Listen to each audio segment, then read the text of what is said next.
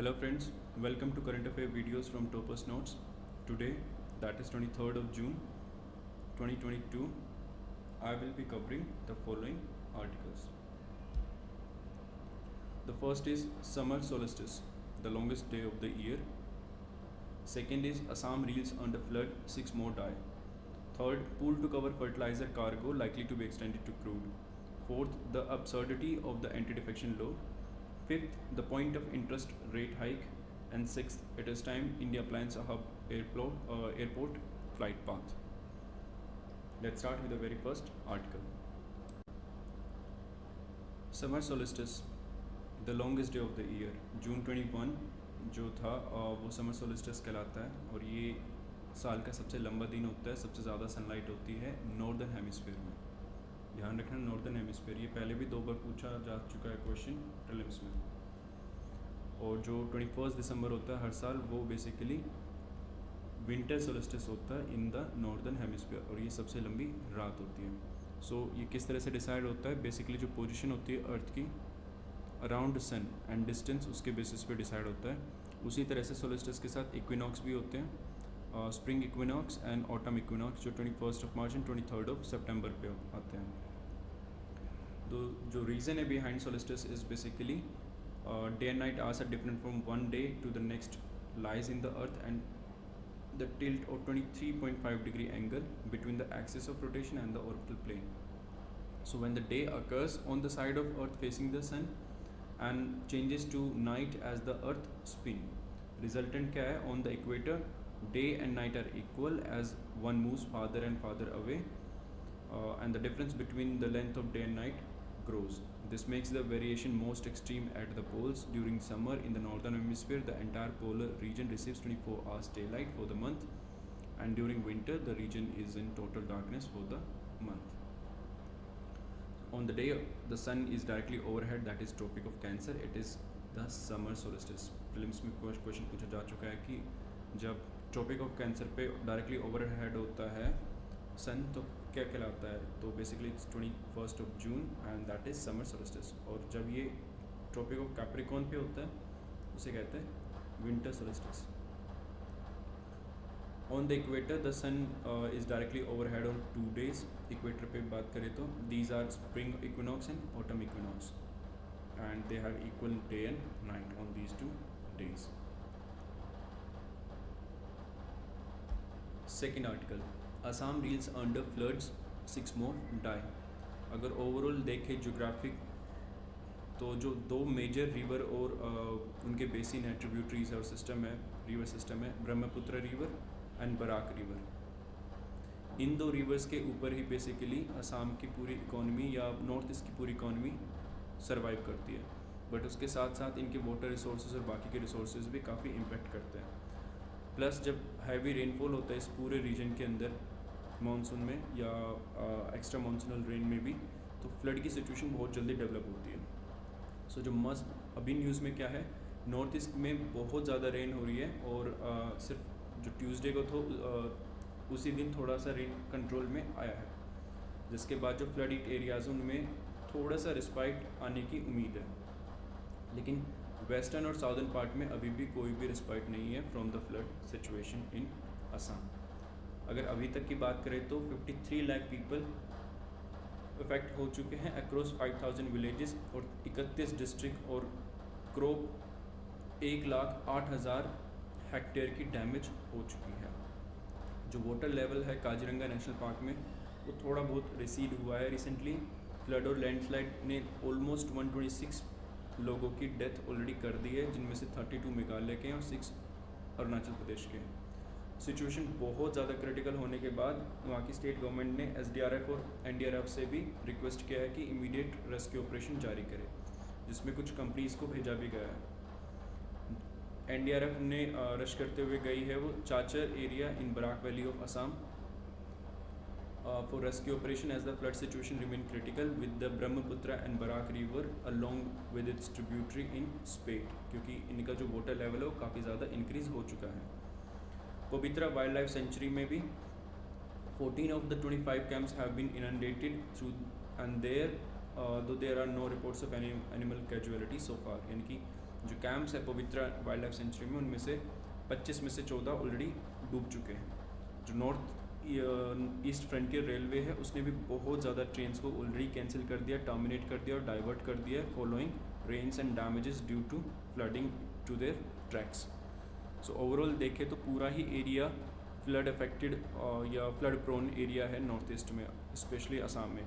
और ब्रह्मपुत्र रीजन का देखें तो वेस्टर्न एरियाज़ ज़्यादा फ्लड इम्पैक्टफुल होते हैं कंपेरेटिव टू ईस्टर्न, क्योंकि वहाँ से फ्लो होते हुए रिवर वाटर डाउन स्लोप पे आ जाता है। एज अ रिजल्ट जो डाउन वाला एरिया है, प्लेन वाला एरिया, उसमें फ्लड के ज़्यादा चांसेस बनते हैं।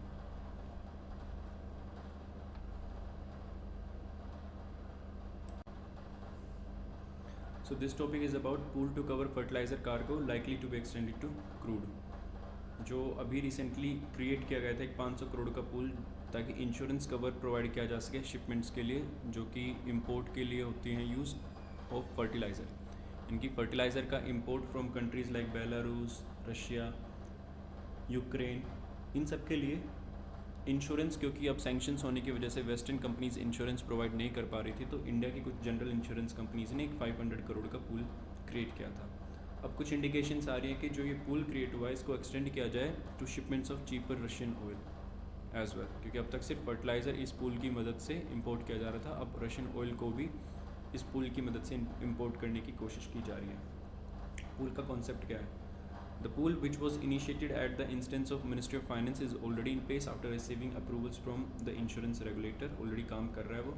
The pool can only cover the cargo shipment and not the hull.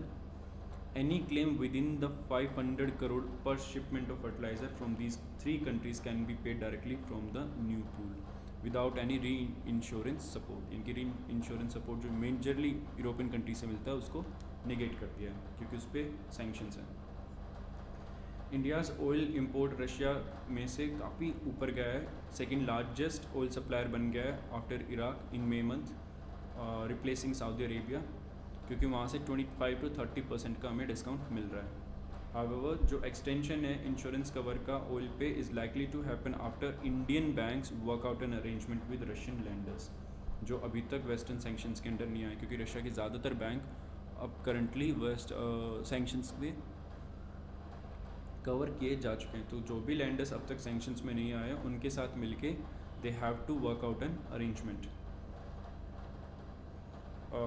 ताकि जो री इंश्योरेंस सपोर्ट है उसको टैकल किया जा सके। European Union has said that its 6th sanction package prohibits European Union operators from insuring and financing sea borne transport of Russian oil to any third country after wind down period of 6 month. धीरे धीरे वो obviously इसको impose करेंगे और कोई भी reinsurance या financing facility sea borne transportation of Russian oil को अलाउ नहीं करेंगी, जो भी सैंक्शंस है यूरोपियन यूनियन की। जबकि जो रशियन इंश्योरेंस है वो प्रोवाइड करते हैं कवरेज टू ऑयल शिपमेंट।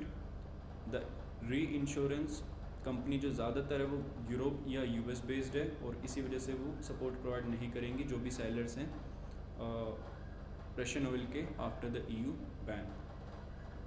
और अगर फर्टिलाइज़र पूल को एक्सटेंड किया जाता है ऑयल की तरफ भी तो उसको एक्सपेंड करना पड़ेगा, क्योंकि ऑयल का इंपोर्ट कहीं ज़्यादा है in terms of value compared to fertilizer. इससे पहले इस तरह के पूल सिस्टम को कब यूज़ किया गया है? Terrorism pool and nuclear pool. So इन दो चीज़ के लिए और इस पूल को यूज़ किया गया था पहले इन इम्पोर्ट्स वगैरह करने के लिए। So the pool for fertilizer will be administered by state-owned GIC Re insurance company and will be participated by all the general insurance without any support from reinsurance company जो US या European based है, while providing cover to imports from Russia, Belarus and Ukraine. So basically ये 3 country से जो भी import आ रहा है उसको कवर करने के लिए, क्योंकि इनको इंश्योरेंस कवर नहीं मिलता है बिकॉज ऑफ सैंक्शंस, तो वो चीज़ों को साइड अप करके इंपोर्ट आराम से हो जाए, इसलिए ये पूरा सेटअप किया गया है, ये पूल का कॉन्सेप्ट है।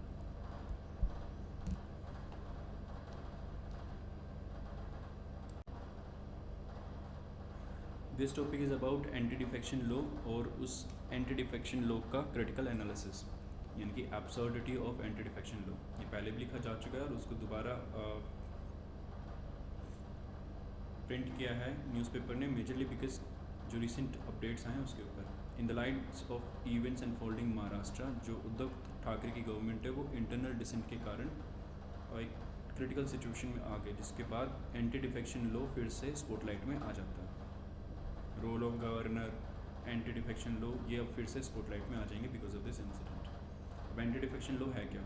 तो जो एंटी डिफेक्शन लॉ है उसको कॉन्स्टिट्यूशन में ऐड किया गया था 1985 में 10th शेड्यूल के थ्रू, ताकि कॉम्बैट किया जा सके इविल ऑफ पॉलिटिकल डिफेक्शंस। आय राम गय राम का जो कॉन्सेप्ट है उसको कंट्रोल किया जा सके, इसके लिए 1985 में 10th शेड्यूल में एंटी डिफेक्शन लॉ डाला गया। इसका मेन पर्पस था कि प्रिजर्व करना स्टेबिलिटी ऑफ गवर्नमेंट और इंसुलेट करना from defection of legislator.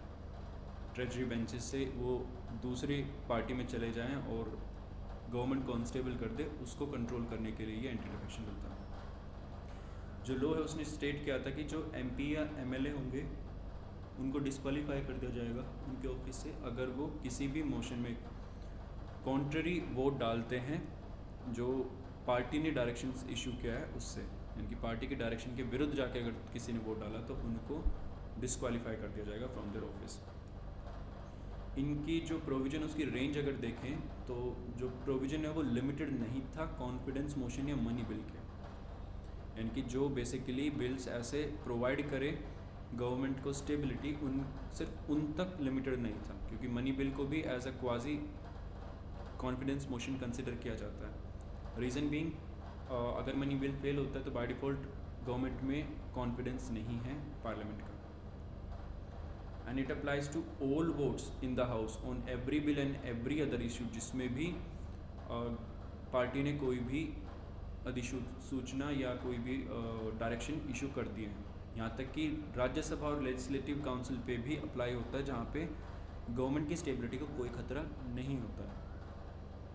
Therefore कोई भी MP या MLA उसके पास एब्सोल्युटली कोई फ्रीडम नहीं है वोट करने का बेस्ड ऑन हिज जजमेंट। वो किसी इशू को किस तरह से देखता है उस जजमेंट के हिसाब से वोट डाल ही नहीं सकता है, उसके पास ऐसी कोई फ्रीडम है ही नहीं। उनको ब्लाइंडली फॉलो करना पड़ता है जो भी डायरेक्शन है by the party, and this provision goes against the concept of representative democracy. अब रोल ऑफ पब्लिक रिप्रेजेंटेटिव में देखें तो there are two broadly accepted roles of a representative such as MP in a democracy. एक तो वो agent है voters के, अगर मैं एक MP को चुन के भेज रहा हूँ या MLA को चुन के भेज रहा हूँ एक पब्लिक, तो वो पहली बात तो एजेंट है उन वोटर्स का, और दूसरा है कि उनकी ड्यूटी है to their constituents is to exercise their judgement. उनको अपनी जजमेंट को यूज़ करके डिसीजन पे वोट डालना होता है ऑन वेरियस इशू। ना सिर्फ मेरा एजेंट बन के वहाँ पे मेरी बात और विशेज़ और बेनिफिट्स जो है मेरे रिकॉर्डिंग उनको पॉइंट आउट करना होता है, बल्कि वोट भी इस तरह से करना होता है कि मैं अपनी जजमेंट और अपनी शालीनता के साथ उसको ब्रॉडर पब्लिक इंटरेस्ट में वोट करूँ। और in this they deliberate with other MPs, कि बाकी MPs के साथ बात करके डेलिब्रेट करके एक रीजनल वे पे पहुँचे ताकि जो कॉम्प्लेक्स इश्यूज़ हैं उनका रेजोल्यूशन आ सके। लेकिन एंटी डिफेक्शन लोग करता क्या है, एक्सपेक्टेशंस तो है कि वो एजेंट बने, डेलिब्रेशन करे और डिस्कस करके कॉम्प्लेक्स इश्यूज़ को वोटर्स के हिसाब से उनकी विशेज़ और बेनिफिट्स के हिसाब से रिजोल्व करें। और वो होते क्या है, neither way they behave like a delegate of the constitution nor a national legislature, जिस पे उम्मीद की जाए कि वो डेलिब्रेशन करेंगे, but they are entirely becoming a agent of party, यानी कि पार्टी क्या कहेगी सिर्फ उस हिसाब से काम हो। So they are becoming agent of party. जो चेन है उसको एक तरह से इंडिया में ब्रेक कर दिया गया है because of this anti defection law. जो लेजिस्लेचर है वो अकाउंटेबल होते हैं to voters and government is accountable to legislature. अगर इंडिया में देखें तो जो chain of accountability has been broken by making legislator primarily accountable to the party. जितने भी लेजिस्लेचर है have a ready explanation for their voting behaviour, they had to follow the party direction. This negate the concepts of them having to justify their position, क्योंकि वो finally जाके बोल देते कि हमें तो पार्टी की गाइडलाइंस को मानना है, और वो जो अपने कंसाइन से अपने जजमेंट के हिसाब से वोट डालना होता है फॉर देयर कॉन्स्टिट्यूएंसी, उसको वो नेग्लेक्ट कर देते हैं। और इसी की वजह से जो लेजिस्लेचर है उनको उनका इरोडिंग भी हो रहा है। जो इसका इम्पोर्टेंट कॉन्सिक्वेंसेस है कि एंटी डिफेक्शन लॉ का वो है कि होलो आउट हो रहा है लेजिस्लेचर का सिस्टम। अगर कोई भी एमपी के पास फ्रीडम ही नहीं है डिसीजन मेक करने की खुद के हिसाब से, तो पॉलिसी या लेजिस्लेटिव प्रपोजल्स पे, तो उसको इंसेंटिव ही क्या है कि वो एफर्ट डाले उसको समझने में और पॉलिसी चॉइसेस और उसके आउटकम्स के अंदर कुछ सुझाव देने का। इनके अगर उसके वोट का कोई इम्पैक्ट ही नहीं है, उसका वोट उसके हिसाब से होगा ही नहीं, तो वो समझने की कोशिश ही क्यों करेगा किसी भी इशू को। तो जो कोर रोल है किसी भी एमपी का एग्जामिन करना और डिसाइड करना पॉलिसी पे, बिल्स पे, बजट्स पे, वो उसको साइडलाइन करेगा। एज अ रिजल्ट जो क्वालिटी है पार्लियामेंट के डिबेट्स की वो काफ़ी डाउन जा रही है। इंस्टेड जो एमपी है वो जस्ट अनदर नंबर है जिसको पार्टी को ज़रूरत है कि वो टेल अप कर ले, ताकि कोई भी वोट के दौरान सपोर्ट या अपोज किया जा सके उस इशू को। तो जो फ्रेमर्स है कॉन्स्टिट्यूशन के, उन्होंने ऐसा कोई आउटकम तो सोच के ये सिस्टम डिज़ाइन नहीं किया था। उन्होंने जब ड्राफ्ट किया था तो भीम राव अम्बेडकर जी ने कहा था कि difference between presidential and parliamentary form of government में यही होगा, एंड ही सेड कि presidential form of government stability तो प्रोवाइड कर देती है लेकिन अकाउंटेबिलिटी कम रखती है। जैसे यूनाइटेड स्टेट्स में 4 साल में एक बार आ गए तो उसको आप रिमूव नहीं कर सकते जब तक कि उसका प्रूवन कोई मिसबिहेवियर ना हो। लेकिन पार्लियामेंट्री फॉर्म ऑफ गवर्नमेंट में क्या है कि गवर्नमेंट अकाउंटेबल रहेगी डेली बेसिस पे, क्वेश्चंस के ज़रिए, मोशंस के ज़रिए, और can be removed any time. जैसे ही उसने मेजॉरिटी ऑफ मेंबर्स का कॉन्फिडेंस खो दिया उसी टाइम उसको रिमूव कर दिया जाएगा। तो जो ड्राफ्टिंग कमेटी है उसने बिलीव किया था कि इंडिया नीडेड अ गवर्नमेंट जो अकाउंटेबल ज़्यादा हो। अगर उसकी कोस्ट स्टेबिलिटी भी है फिर भी अकाउंटेबिलिटी को उन्होंने प्राथमिकता दी थी, बेशक स्टेबिलिटी कम हो जाए। लेकिन जो एंटी डिफेक्शन बिल है वो वीकन करता है इस अकाउंटेबिलिटी के मैकेनिज्म को। इनकी स्टेबिलिटी तो डेफिनेटली कम है, लेकिन जो अकाउंटेबिलिटी कोशिश की थी वो भी कम हो गई because of this anti defection bill. अब अगर देखें तो ये बिल इंड्यूस कैसे करता है इंस्टेबिलिटी। तो पहले तो ये था कि भाई आप कैसे भी किसी भी पार्टी में जाके वोट कर देते थे तो इंस्टेबिलिटी आ जाती थी। फिर आया एंटी डिफेक्शन लॉ कि जाओगे तो आपको डिस्क्वालीफाई कर दिया जाएगा। तो अब क्या तरीका है, वो रिज़ाइन कर देते हैं अपनी पोस्ट से। तो जो कॉन्स्टिट्यूशन है वो अमेंड किया गया था कि इंश्योर किया जाए किसी भी व्यक्ति को डिस्क्वालीफाई कर दे अगर वो डिफेक्ट करता है और वो कोई भी मिनिस्ट्रियल पोजीशन ना ले पाए जब तक कि वो री इलेक्ट ना हो के आए। इसका पॉलिटिशियंस ने रास्ता क्या निकाला कि रिज़ाइन ही कर दो, डायरेक्ट नंबर भी कम हो जाएगा, डिस्क्वालिफिकेशन का भी इशू नहीं रहेगा और दोबारा से मिनिस्टर भी बन जाएंगे। वोट ना करना पार्टी के अगेंस्ट, इंस्टेड रिज़ाइन करके नंबर ही कम कर दो। सो कुछ ऐसे इंस्टेंसेस भी हुए हैं जैसे स्पीकर रूलिंग पार्टी का होता है मेजरली और वो डिले करता है डिसीजन लेने में कि कोई भी मेंबर डिस्क्वालीफाइड है या नहीं है। 2-2, 2.5, 3-3, 4-4 यानी कि 5-5 साल तक वो डिसीजन नहीं लेते। इस वजह से एक स्ट्रेंज सिचुएशन आ गई थी कि जो मेंबर है वो continue to be part of main opposition party and उसके बाद भी मिनिस्टर बन जाते हैं, क्योंकि डिस्क्वालिफिकेशन पे डिसीजन नहीं लिया स्पीकर ने। तो उस टाइम के दौरान वो बेशक अपोजिशन पार्टी का MLA but member of cabinet बन जाता है इन द मिनिस्ट्री। जैसे एग्जांपल लास्ट असेंबली इलेक्शन में आंध्र प्रदेश में हुआ था। तो जो सुप्रीम कोर्ट ने उसने ट्राई किया प्लग करने का इशू और डायरेक्ट किया स्पीकर को कि उसको 3 महीने के अंदर डिसीजन लेना होगा, बट ये नहीं क्लियर किया कि अगर नहीं लेंगे तो क्या होगा। तो as a result speaker's decision नहीं लेते हैं और जो ओनस है वो फाइनली किस पे आता है। ये जो भी इश्यूज़ हैं बेशक इश्यूज़ हैं बट इनको लीगल वे में देखने के बजाय देखना होगा कि इनका ओनस किस पे, सोल्यूशन का ओनस किस पे। तो जो प्रॉब्लम है वो बेसिकली हम उसका सोल्यूशन लीगल सोल्यूशन ढूंढ रहे हैं, लेकिन प्रॉब्लम क्या है, पॉलिटिकल प्रॉब्लम है। तो इनकी पॉलिटिकल प्रॉब्लम का लीगल सोल्यूशन ढूंढ रहे हैं, तो हमें पॉलिटिकल प्रॉब्लम का पॉलिटिकल सोल्यूशन देखने की ज़रूरत है। अगर स्टेबिलिटी किसी भी सरकार की एक इशू है due to people defecting from their parties, तो आंसर है कि पार्टीज़ को स्ट्रेंथन करो, उनके इंटरनल सिस्टम को स्ट्रेंथन करो।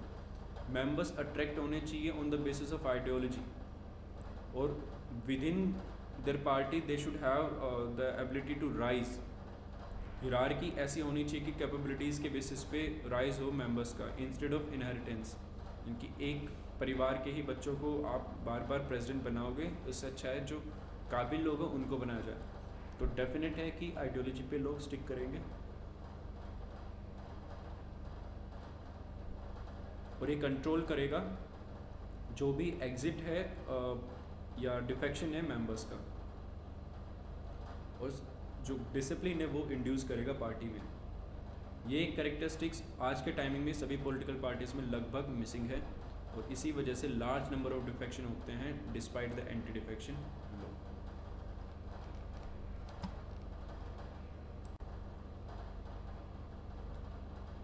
सो this topic is the point of interest rate hike.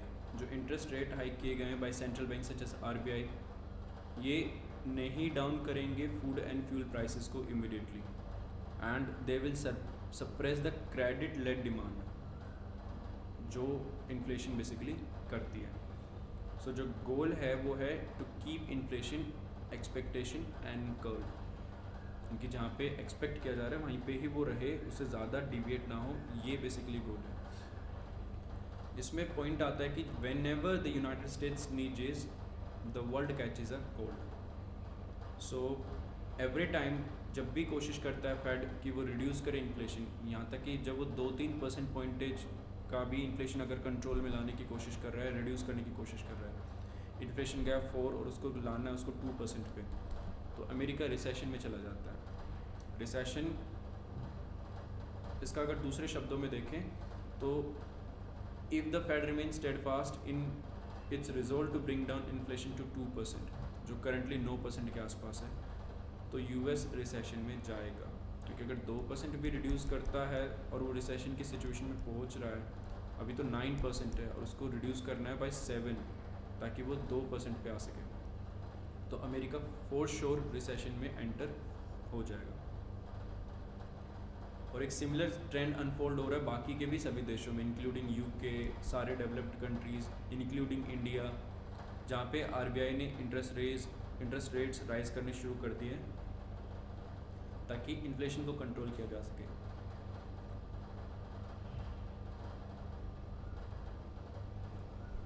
India क्योंकि एक डेवलपिंग कंट्री है तो रिसेशन के चांसेस तो डेफिनेटली कम है, क्योंकि हम सिर्फ क्रेडिट लिंक्ड ग्रोथ नहीं कंटिन्यू करते, बल्कि जो ग्रोथ है वो बेसिक्स पे है। So as a result recession तो नहीं होगा लेकिन डैमेज काफ़ी होगा, और वो डैमेज रहेगा GDP ग्रोथ का कम होना।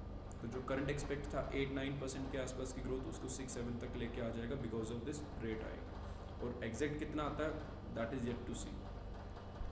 अगर रिटेल इन्फ्लेशन की रिपोर्ट देखें RBI की, तो उस हिसाब से देखें 2019 से इंक्रीज़ होके 7.5 तक गई थी बाय जनवरी 2020, और फिर उसके बाद से वो इंक्रीज़ हुआ by the end of first wave inflation, और उसके बाद फिर डाउन आता चला गया क्योंकि डिमांड एकदम पे सप्रेस हो गई थी, एंड सितंबर 2021 तक वो 4.35 थी। उसके बाद से फिर से रेज होना शुरू हो गया जैसे ओपनिंग अप हुआ इकोनॉमी का, और करंटली 7.04 पे होवर कर रही है, 7.5 7.7 तक ये होके आ चुकी है। Let's see if it goes down और if it goes up, that is yet to see. अब इन्फ्लेशन एग्जैक्टली होता क्या है? इन्फ्लेशन इज़ बेसिकली किसी भी ऐसे रेट पे जिस पे प्राइस राइज हो रहा है। तो अगर 2% का इन्फ्लेशन है तो इसका मतलब है कि जो प्राइस लेवल है किसी भी जनरल प्रोडक्ट का, for example a product X, उसका प्राइस लेवल बढ़ जाएगा by 2% in April this year comparative to last year. इस महीने अगर CPI इन्फ्लेशन 2% है तो यानी कि जनरल जो कमोडिटीज़ है उनका प्राइस पिछले साल के उस महीने के बराबर 2% बढ़ गया। और जो राइजिंग इन्फ्लेशन रेट है उसका मतलब है कि prices rise itself is increasing, यानी कि जो राइज है वो भी और ज़्यादा बढ़ते जा रहा है, ना सिर्फ 2% बढ़ रहा है बल्कि वो और कंटिन्यूसली इंक्रीज होता जा रहा है। अगर एग्जांपल देखें इंडिया का, तो inflation rate steadily went up from 4% to 8%, यानी कि ना सिर्फ प्राइस राइज हो रहे हैं बल्कि रेट भी राइज हो रहा है 4 से 8। सो वाई इज़ इन्फ्लेशन बैड? ये चीज़ों को कॉस्टली कर देता है एंड इरोड करता है the basis on which one makes the economic decision. एक इम्पोर्टेंट पॉइंट, ना सिर्फ ये चीज़ों को महंगा करता है बल्कि ये इरोड भी कर देता है अजम्पशंस, प्रिपरेशन, या जिस भी हिसाब से हम अपने इकोनॉमिक डिसीजन लेते हैं उस सबको, उन सब के कॉन्फिडेंस को ये चेंज कर देता है, डायरेक्शन को चेंज कर देता है। उस परसेप्शन से ही बेसिकली इन्फ्लेशन और भी बढ़ जाता है। So what is recession? अगर टेक्निकल डेफिनेशन देखें तो basically contraction for 2 consecutive quarters. अगर 2 क्वार्टर्स में जीडीपी ग्रोथ नेगेटिव में रही है तो उसको रिसेशन कहा जाएगा। And what is causing inflation?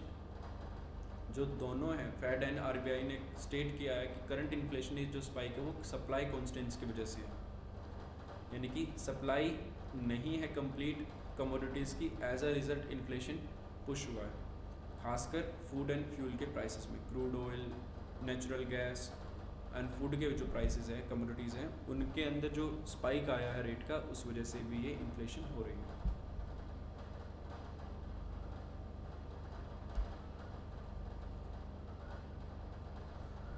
अब आता है कि कब तक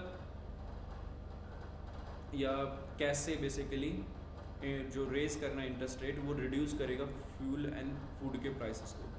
पहला सिंपल आंसर है कि नहीं करेगा। अगर इंटरेस्ट रेट हम हाइक कर भी रहे 4 से वो 7 या 8% भी लेके चला जाता है आरबीआई, तो भी डायरेक्टली तो वो फूड एंड फ्यूल के प्राइसेस कम नहीं करेगा, क्योंकि सेंट्रल बैंक को पता है कि वो इस मेथड के थ्रू फूड एंड फ्यूल के प्राइसेस डाउन नहीं आ सकते। क्योंकि अगर वो फोर्स करता है बैंक्स को कि भाई तुम एक्स्ट्रा चार्ज करो हायर इंटरेस्ट रेट लोगों पे जिनकी EMIs और लोन्स उन पे किसी भी चीज़ के लिए वो यूज़ करे उस मनी को, उससे फूड एंड फ्यूल के प्राइसेस डाउन नहीं आएंगे। इसमें एक स्पेसिफिक पॉइंट आता है। एक जर्नलिस्ट ने US फेड की रिसेंट मीटिंग में स्पेसिफिकली ब्लंटली पूछने की कोशिश की कि क्या यूनाइटेड स्टेट्स का फेडरल रिजर्व कोशिश कर रहा है इंड्यूस करने की रिसेशन ताकि इन्फ्लेशन नीचे आ जाए। तो जिसमें पॉवेल ने एडमिट किया कि वो हेल्पलेस है इन ब्रिंगिंग डाउन इन्फ्लेशन, यानी कि यूनाइटेड स्टेट्स का सबसे पावरफुल बंदा जो कि डिसाइड करता है वहाँ की इकोनॉमिक पॉलिसी, वो कह रहा है वो हेल्पलेस है इन ब्रिंगिंग डाउन इन्फ्लेशन, क्योंकि जो फैक्टर्स हैं इन्फ्लेशन के वो उसके कंट्रोल के बाहर है।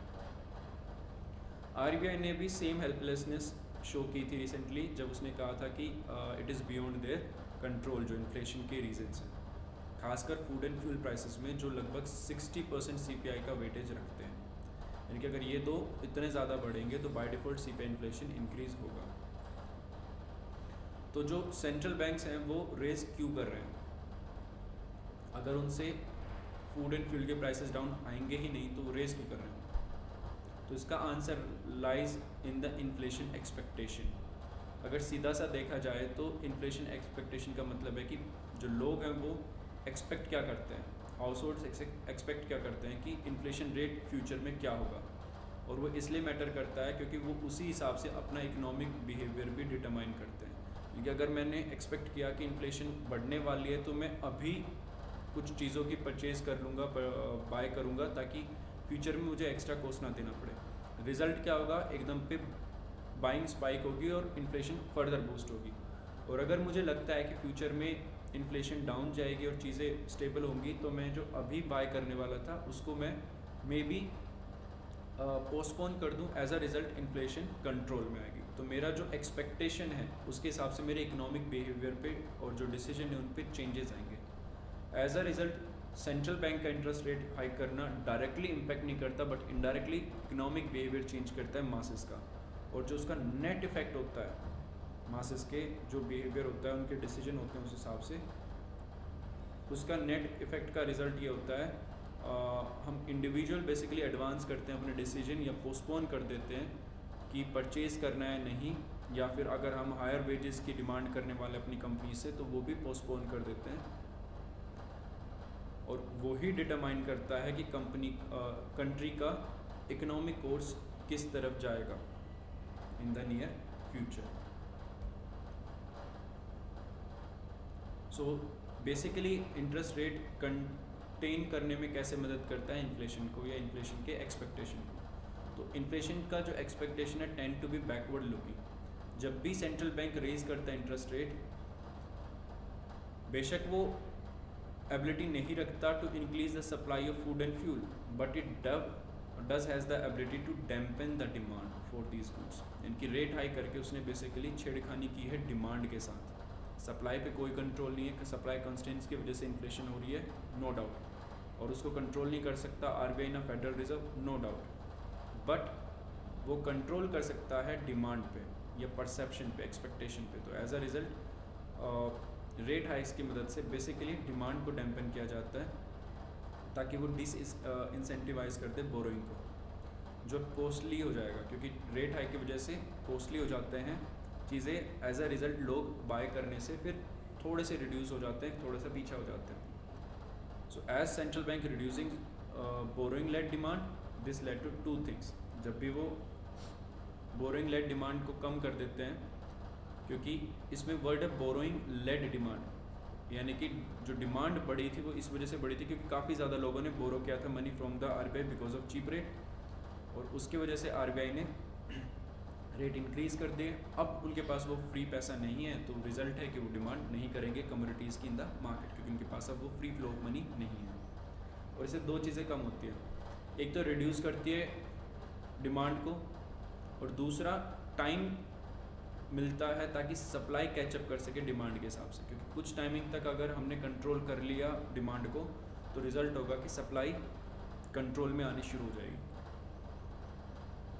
और सप्लाई को फिर लोग एनहांस कर देंगे। एज अ रिज़ल्ट जो सप्लाई और डिमांड का गैप आया है या मिसमैच हुआ है वो बैलेंस हो जाएगा, फिर से इन्फ्लेशन कंट्रोल में आ जाएगी। फिर बेशक आरबीआई डिमांड को इंक्रीज़ कर दे, अकॉर्डिंगली सप्लाई भी इंक्रीज़ होती रहेगी। तो वे फॉरवर्ड क्या है, इंश्योर करना होगा कि इन्फ्लेशनरी एक्सपेक्टेशन एंकर्ड रहे, जो भी एसेंशियल मॉनेटरी पॉलिसी के गोल हैं। रिड्यूस रिडक्शन या reducing inflation is a way to achieve that goal, and raising interest rate is a way to achieve lower inflation. तो अगर एंकर रखना है मॉनेटरी पॉलिसी के गोल, तो हमें इन्फ्लेशन को रिड्यूस करना पड़ेगा, और उसको रिड्यूस करने के लिए इंटरेस्ट रेट को रेज करना पड़ेगा। सो जैसे ही सेंट्रल बैंक्स अचीव करते हैं दिस गोल को, धीरे धीरे हमें एक्सपेक्ट करना होगा कि इंटरेस्ट रेट्स हाइक ज़्यादा होंगे, और वो in turn will dampen the economic activity all around, इनकी इकोनॉमिक एक्टिविटी डाउन जाएगी, क्योंकि जो एक्टिविटी थी, डिमांड थी, वो बोरोइंग लेड थी। सो this topic is about India का ये टाइम आ गया है कि वो प्लान करे hub airport flight path. So basically context क्या है कि transforming one of India's metro gateway airport into a hub airport deserve करता है consideration as aviation market puts the novel corona virus behind it and passenger demand surges to pass 2 years के high पे। अगर present scenario देखें तो India is the third largest domestic aviation market in the world, next only to United states and China, यानी तीसरी सबसे बड़ी domestic aviation market है। जो कंज्यूमर कॉन्फिडेंस है एयर ट्रैवल में, उसने हेल्प किया है in the help the industry, ताकि वो रिकवर कर पाए काफ़ी फास्टली, जितना एंटिसिपेट किया जा रहा था उससे ज़्यादा। और जो कुछ एयरपोर्ट्स हैं ऑलरेडी ब्रीच्ड और are close to matching the traffic demand seen before the pandemic. उसके अलावा in the view of surge in passenger demand, जो इंडिया के एयरपोर्ट्स हैं, ऑपरेटर्स हैं, उन्होंने प्लान किया है इन्वेस्टमेंट अप टू 90,000 करोड़, ताकि कैपेसिटी को एनहांस किया जा सके इन अगले 4 सालों में। To boot the conditions are just right to build a hub airport. तो अब एग्जैक्टली हब एयरपोर्ट होता क्या है? A hub airport is one served by multitude of airlines, जो कनेक्ट करती है सेवरल एयरपोर्ट्स को through non stop flights. Better space utilisation का कॉन्सेप्ट होता है इसमें। Construction of common passenger terminal with arrival and departure flow segregated on different floors, यानी कि अराइवल और डिपार्चर अलग अलग सेक्शन में नहीं होते, बल्कि एक ही बिल्डिंग में होती है, बस फ्लोर अलग होते हैं। ये एक अराइवल का और एक डिपार्चर का। हब एयरपोर्ट में स्पेस का बेटर यूटिलाइजेशन होता है। This spawn a new segment of passengers like transit flyers who use the airport only to connect flights.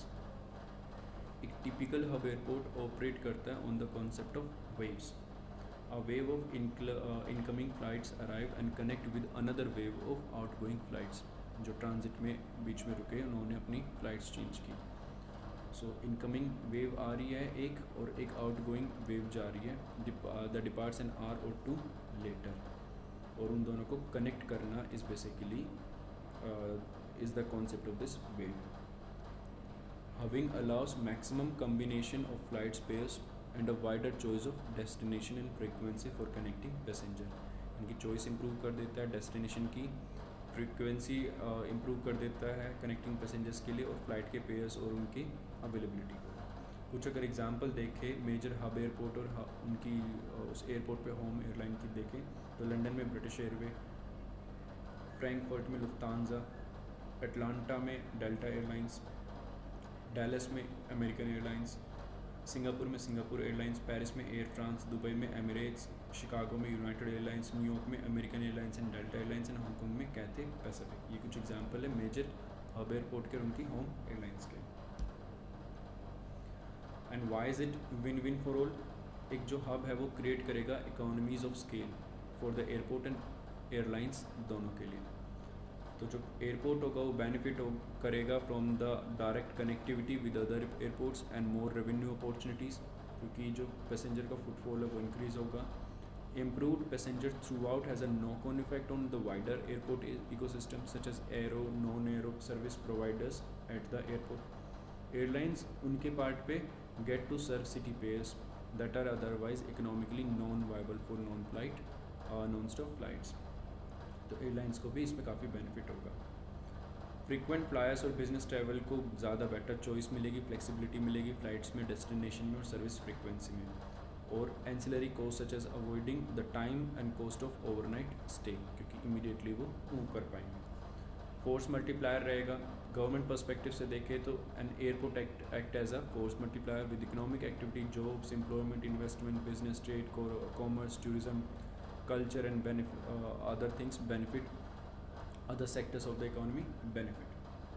और ये बहुत ही वेल एस्टेब्लिश है कि जब भी एक जॉब क्रिएट होती है एविएशन सेक्टर में तो लगभग अफेक्ट करती है क्रिएशन ऑफ 6 से 7 job in the allied sector such as tourism and hospitality. यानी कि जितनी जॉब एरोप्लेन या एविएशन सेक्टर में उतनी ही वो multiple of times 6 to 7 times increase करती है in other sectors, allied sectors. All this propels the economic and social development of the city and its inhabitant too. There are 3 basic requirements for becoming a major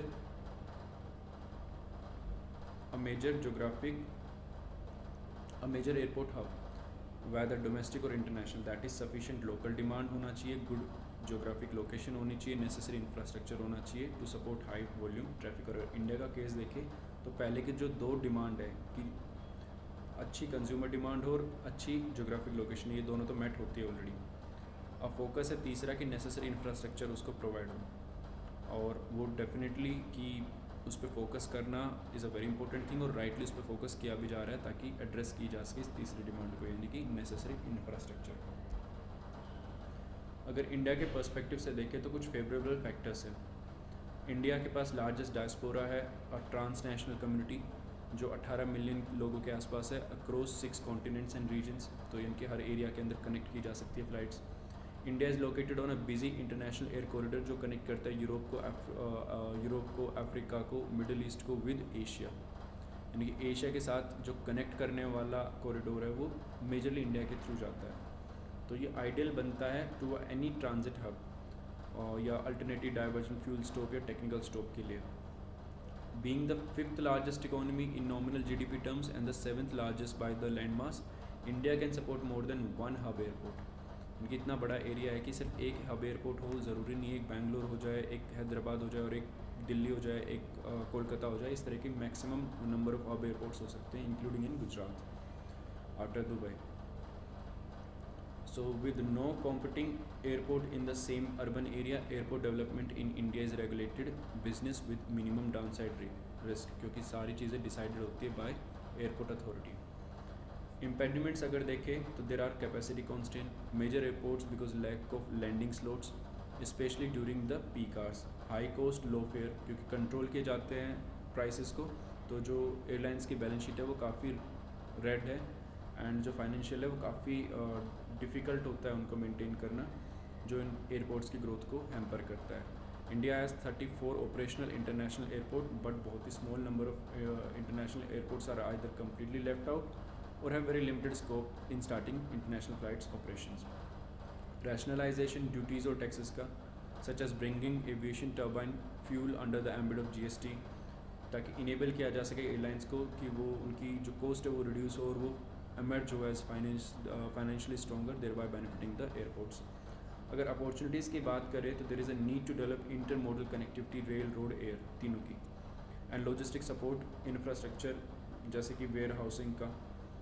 ये future airport master plans के बहुत important parts हैं ताकि fully exploit किया जा सके जो potential है एयरपोर्ट्स की विद कार्गो एंड फ्राइट। जो एस्पायरिंग हब एयरपोर्ट होगा can partner with tier 2 and tier 3 airports in their catchments, ताकि उस पूरे एरिया पे कैच करे। एक हब एयरपोर्ट हो गया और उसके आसपास जो सराउंडिंग स्मॉलर टायर 2 टायर 3 के एयरपोर्ट्स होंगे उनके साथ पूरे एरिया को कैप्चर कर सकें। Airports can broaden their revenue base by developing allied service capabilities such as cargo handling, aircraft maintenance, and other allied services. Thank you.